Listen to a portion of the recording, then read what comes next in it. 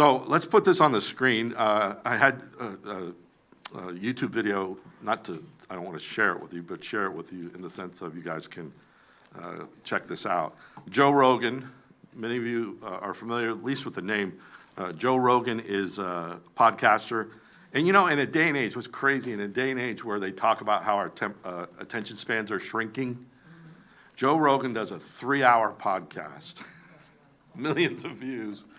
So it's just, it's interesting that people are ready and want to listen, to have an in-depth conversation that's not rushed and to work through things.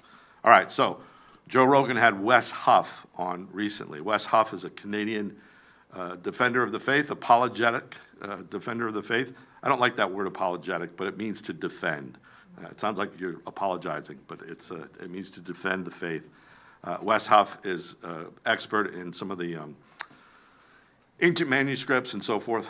And recently his name came to the forefront because there's a skeptic, very influential, popular, TikTok, that kind of stuff, especially with the younger generation. His name is Billy Carson. Billy Carson it mocks Christianity, challenges people to debate, acts like he's an expert, says there's no one that's willing to debate him. Well, he popped up with a debate with Wes Huff back in October. You can look that one up as well. Wes Huff debates Billy Carson. I believe Wes Huff has it on his channel.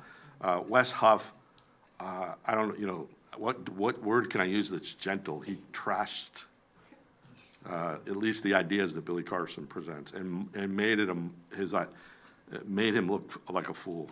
And so Billy Carson, coming back after that debate, threatened lawsuits and cease and desist letters and all kinds of stuff. So from that, Joe Rogan saw that debate. Now, the reason Joe Rogan saw that debate is because Joe Rogan has often had guys like that on his show. And obviously, again, very influential show, Joe Rogan. Lots of people listen to it. Lots of younger generation listens to it. And Joe Rogan's had Billy Carson on, and Billy Carson, without any kind of, come on, you're going to watch the video while I'm talking? Joe Rogan, has Billy Carson on while without any kind of rebuttal or any kind of opposition. And so Billy Carson just, spews deceptive things about the Bible, gospel, resurrection, those kind of things. So Billy Carson got a lot of his popularity from Joe Rogan. Wes Huff ends up having a debate with Billy Carson, and again embarrasses him, just eradicates these arguments against Christianity. And Wes Huff does it as only a Canadian could, right? You're just like, I'm sorry, it's like you're just really polite, even keel, no heaviness, no red face, all that kind of stuff. Just very, kind in his presentation. And so Joe Rogan then had Wes Huff on. This is just this week. Wes Huff was on a 3-hour conversation. And very interesting. Pray, honestly, this is part of the work that we have as the church. You need to engage in this. Don't just be aware of this, but pray that the people that need to hear this, the people that just need the convincing, to trust Christ, or people that might be struggling in their faith and listening to some of these deceptive things and manipulative lies and so forth, that people that need to hear this would listen, to whether it's clips, and they do have clips that are much briefer if you're concerned about a 3-hour investment in a podcast. But pray that the right people hear. Pray that people get saved. Pray that Christians that are, just full of doubt get reassured. Pray that, honestly, pray that Joe Rogan gets saved. I've only watched clips of it because 3 hours is a long time. But just a few clips that I've watched, it's like, whoa, Joe, you're this close. It's just like, listen, I'm thinking, what was, as Joe went home that night, what's Joe Rogan thinking about, right? And the Holy Spirit just stirring those things. So pray for that. He's a very influential person, and his salvation is critical, like all of ours. But he could be very influential to a lot of people if he were to come out and say that he's put his faith in Christ. So pray for that. Yeah, so you can just Google Joe Rogan, Wes Huff, and YouTube search on YouTube and find that fascinating conversation. Now, moving on, pray for our country. The LA fires, if you're watching the news, it just looks like apocalyptic. I just can't imagine. I mean, you see some of these videos of people running, getting out of their cars and running in the nursing home, and people, coming out of the nursing home, running across the street for safety, I can't even imagine. Hurricanes are one thing, but wildfires, I can't even imagine. So pray for LA, Los Angeles, the whole area, the region. We can point fingers, and there's a lot of different conversations around that, but more important is that just pray for the compassion of Jesus. Pray for God to use these situations to really bring people's hearts to that place of relying on Christ.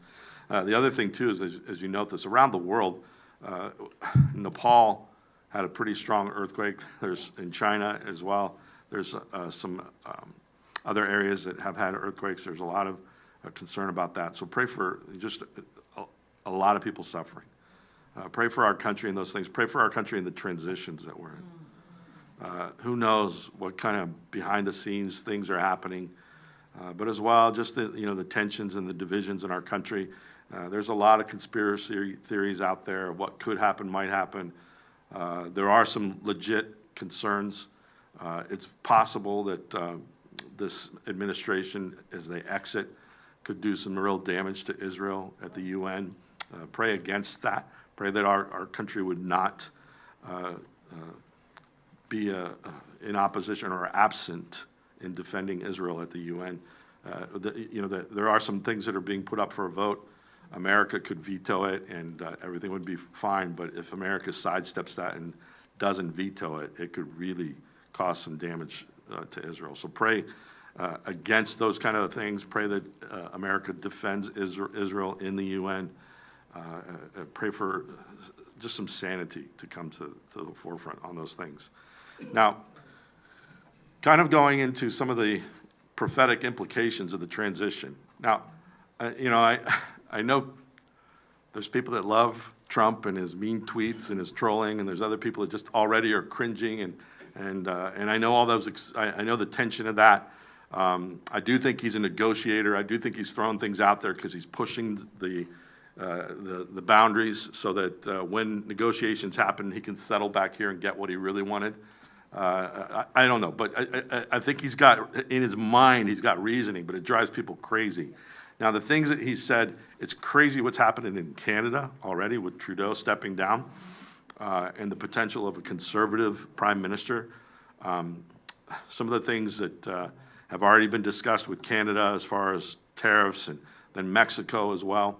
I honestly think that there's a strong possibility over this next 4 years of this administration that whether we see Canada as the 51st state and we buy Greenland and whatever, all those things that he's thrown out there, whether we see that extreme or not isn't my point. But I do think what we're going to see is the likelihood of this idea of the region states, right? Not just America and the prominence of that, but I do think in the description of the end times, the 10 kings that give their power to the Antichrist, I think it's very likely that kind of system, revived Roman Empire system, could very likely be sections, portions of the planet, countries brought together in corridor, and it could, just this conversation of Canada and Mexico and Greenland and the Gulf of America, right? I don't know if you heard that one,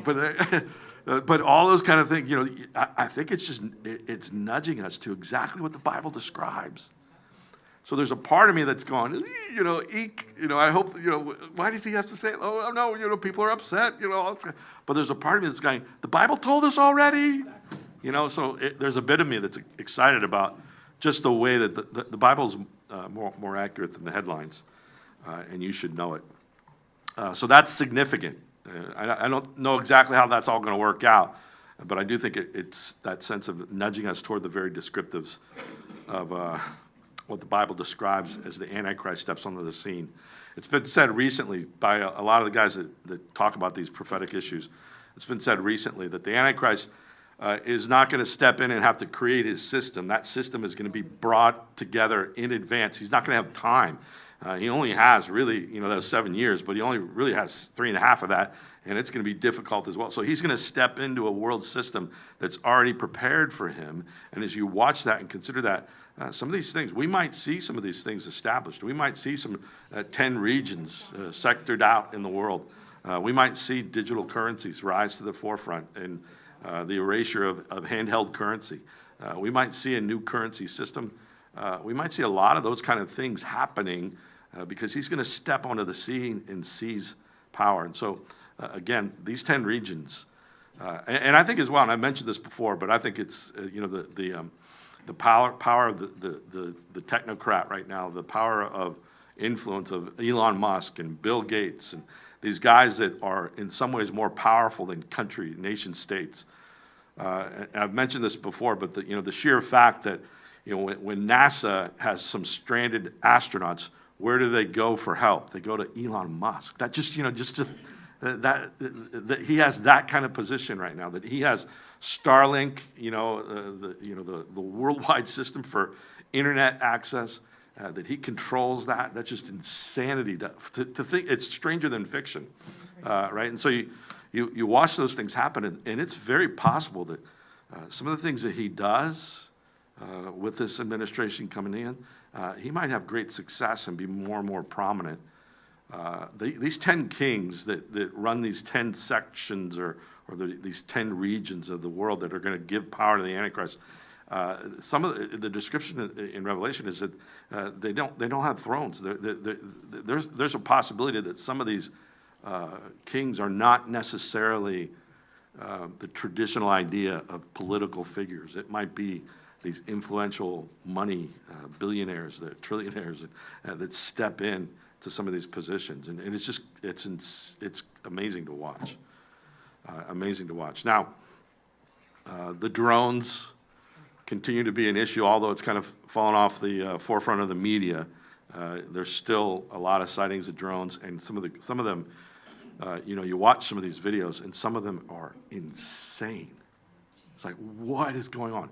Have you guys seen? There's a couple videos, and one of them is a little bit older, but there's videos of lights in the sky, up in the sky, and all of a sudden those lights that have been sitting there for like 5-10 minutes, and they're filming it, all of a sudden they look like fireworks. Have you seen those? Oh, yeah.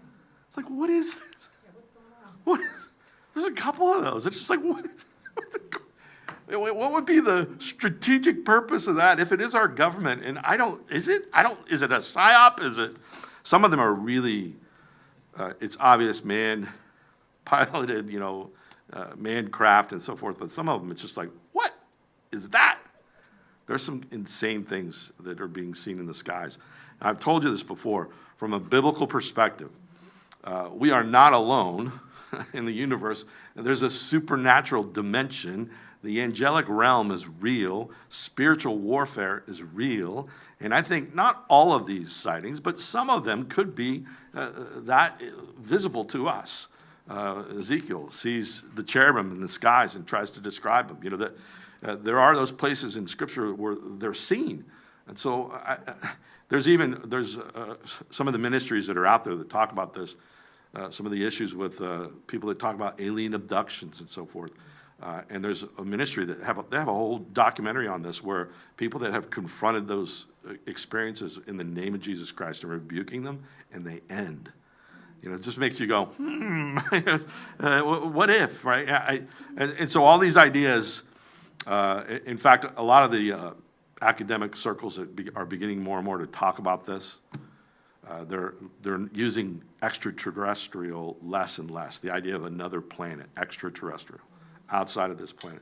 They're using phrases more closely to interdimensional, and the idea that these things are coming from another dimension. A lot of curious things with that.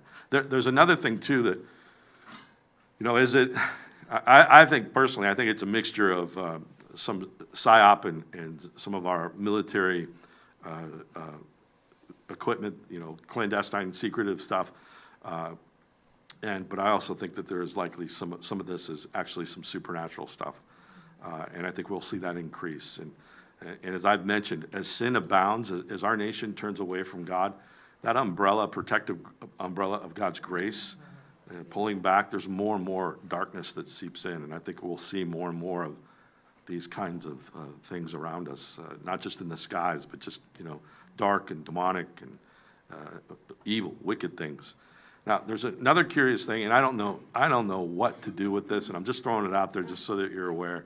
There's a lot of people that are reporting fog that is weird, and different videos and particles and some of the things that, the residue of it and so forth. And there's some reports saying it smells very metallic, even sulfur-like. There's some that are saying it's making them sick.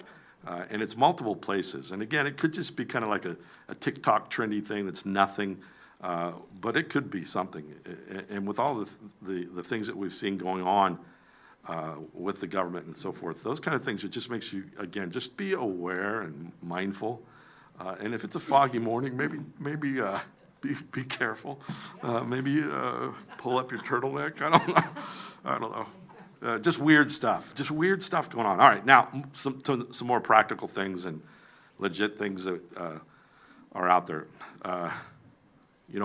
My understanding of end time events is that there will be no superpowers.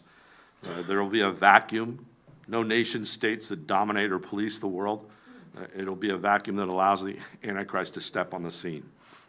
There is already a demand for a world leader. We're going to see that need arise, and there's going to be a cry for a world leader, and there will be a lack of any superpower available to step up, and the Antichrist will step into the scene and fill that vacuum. So I'm still, and this isn't wishful thinking, I honestly believe this. I still believe that what decimates America and removes us from that place of the superpower is the rapture of the church. I think that the rapture of the church will affect, the structure and the power and the authority, the leadership, just even pockets of Christians within, the government, the military, all that kind of stuff. I think it's going to really weaken America. It's going to be a shock to the world. I think as well, it's going to affect a lot of other countries. I think it's going to affect China. I think China's church population is growing. Iran as well. They have the fastest growing church in the world. So I think that it's going to affect. I think we need to be aware that over the past few decades, Russia has been presented as this evil empire, this strength. China is this rising threat. And I would tell you, I think they're more a house of cards than we realize. China, first of all, there's a great issue in the world today. It's the depopulation of the world. And one generation can affect that, right? And more and more people are living longer around the world, and less people are being born. And so the workers that are rising up to support and the Social Security, that kind of thing, around the world, there's not enough workers. That's why you see so many countries in the UN and so forth promoting immigration, because there's this depopulation that's happening. Workforce is needed. China, along with that, they are shrinking, and India is on the rise. Now, it's hard to pinpoint and figure. I have read articles and mentioned it to you that India surpassed China in population. That's not widely accepted, but there are certain groups that are starting to say that. But I've also run across recently some research that has said that China has been manipulating the numbers, their population numbers, that they are, in fact, much smaller than they have promoted. And wouldn't go beyond their character, because they present themselves that very strong, and yet they're not. A lot of their military equipment is basically stolen technology from us or clandestinely given to them. But recently they had a nuclear sub that, initial launch, and it imploded because of, just the engineering of it. Now, they aren't as strong as they like to promote, and I do think there's a bit of presentation to, our media, our system likes to have enemies for us, and so, we need big, bad, dark guys, the big, bad wolf, what I was trying to say, around us, and we have to prop them up sometimes to motivate our fear. I don't think China is, their economy is falling apart.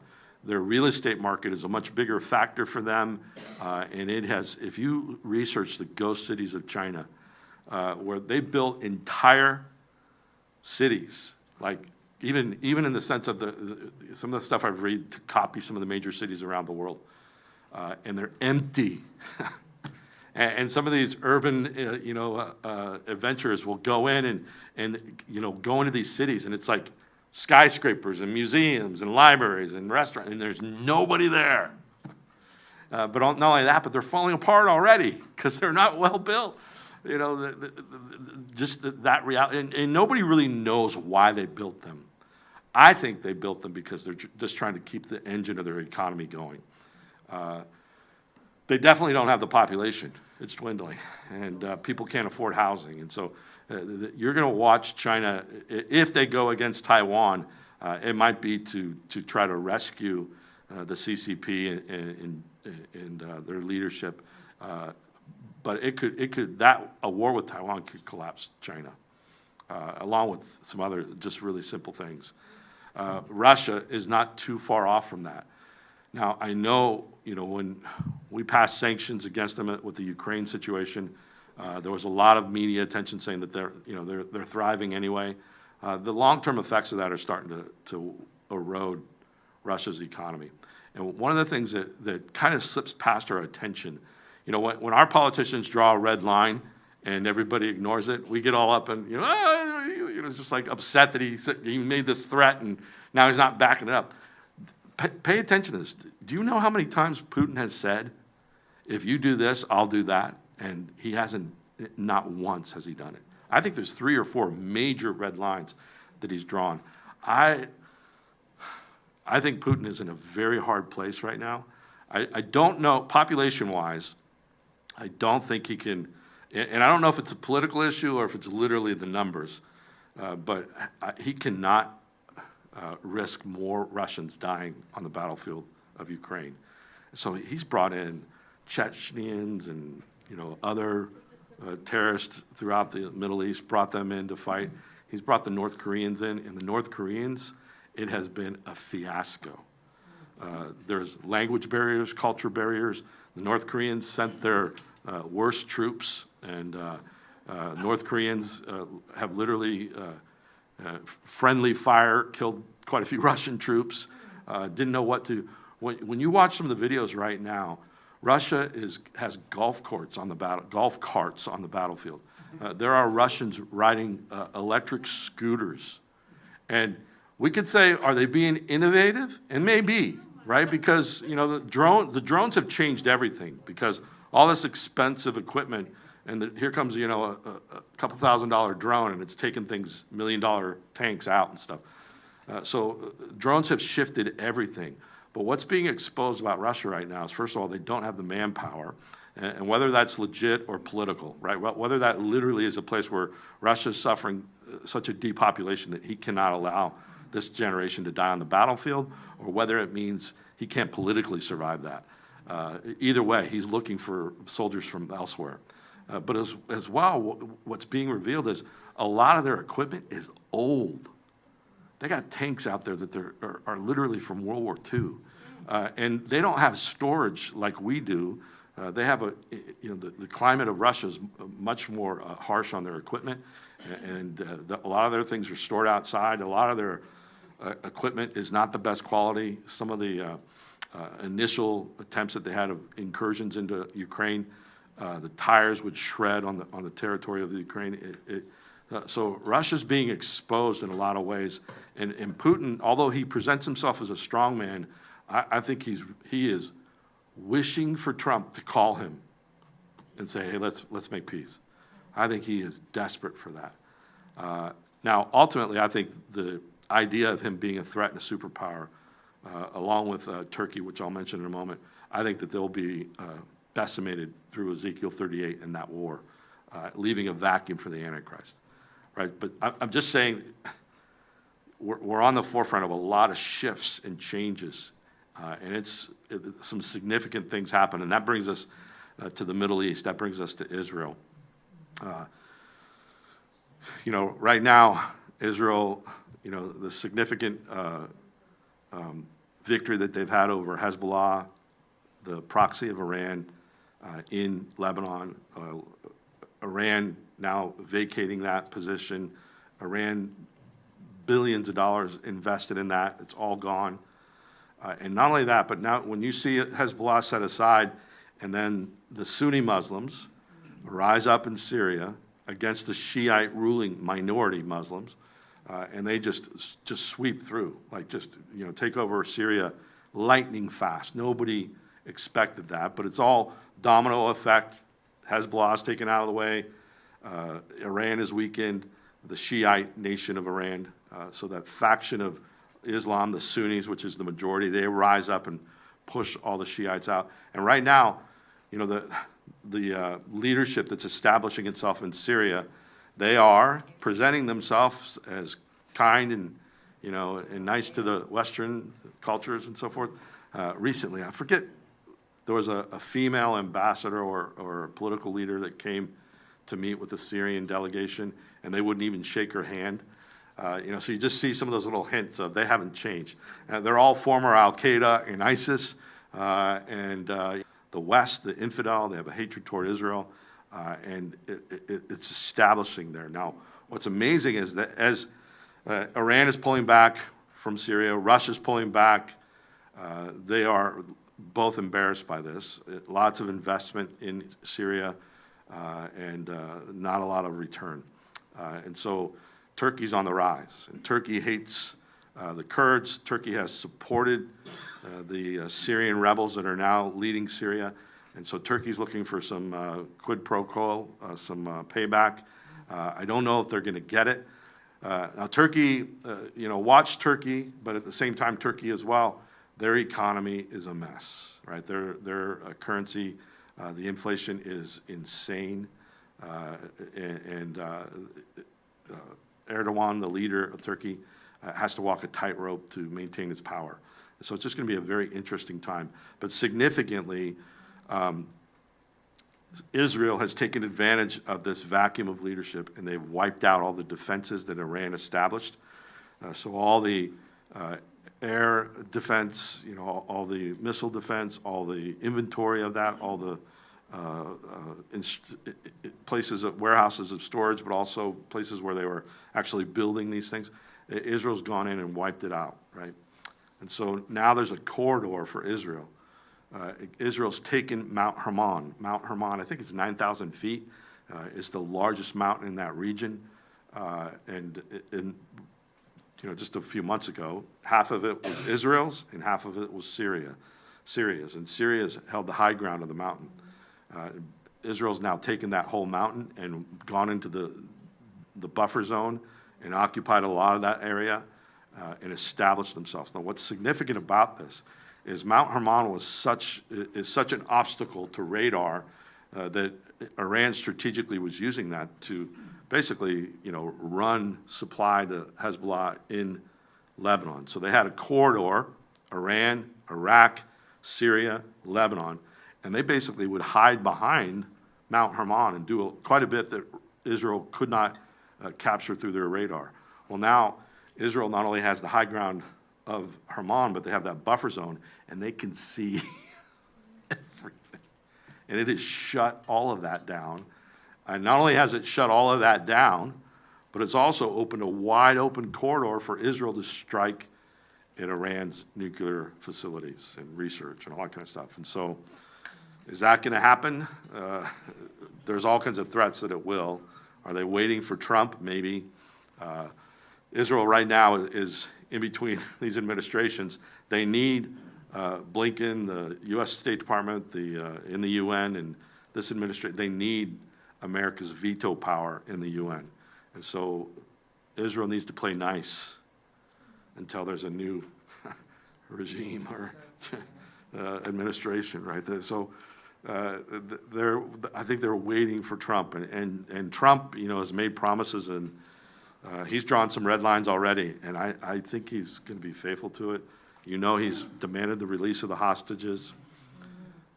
Hamas to the south in Gaza has really not bent. They've gone back to their initial positions. They have not negotiated. They're acting like they don't care what he says. And I think they're going to regret the day. So it's going to be interesting to see what happens in the initial transitions of this administration. But here's what's amazing with all these players and all this crazy stuff that we've talked about, that God is in control and all of these things are falling into place because God's got a plan and he's stepping it out. And I believe the next big step of his plan is to bring us home. 2025 would be a great year for reunion in heaven. I don't know. Here's what I do know, is that God is more patient than I ever thought he was. And we know this, the reason that we're still here is because he wants more to be saved. And who would have thought? Paul didn't think it. Paul didn't think that God was going to be 2,000 years patient, but he has been. And he wants more to be. I'm thankful he waited for me. And so even though the world scene looks like it's going crazy, even though it looks like we're ripe for the rapture, don't be surprised if he's more patient than you thought. Right? So I've used this phrase with you before, but if one more day means one more person being saved, I'll wait.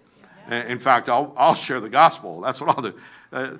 So while we wait, we recognize, I think this is our place. We can't enforce or demand a day for God to call us home. We can't, push that or orchestrate that. That's not in our grasp. But the scripture, what we just studied in Peter's epistles, we can hasten the day. And I think that sense of cooperating with the work of the Lord, let's make sure we're sharing our faith, and maybe those last holdouts are in our realm of influence. And we could be praying and asking the Lord. And maybe those last ones that are holding out will be people that we share our faith with. And we nudge them towards Jesus. And he brings their heart across the line. Maybe that's the case. And so here's what we know. We're the rescue squad. We have the hope that the world needs. We're the remedy that this world desperately needs. Everywhere you go, this is what you know. People need Jesus. And you have them. And it is our part and appropriate to share the grace that we've received, right? Right, so let's hasten the day. All right.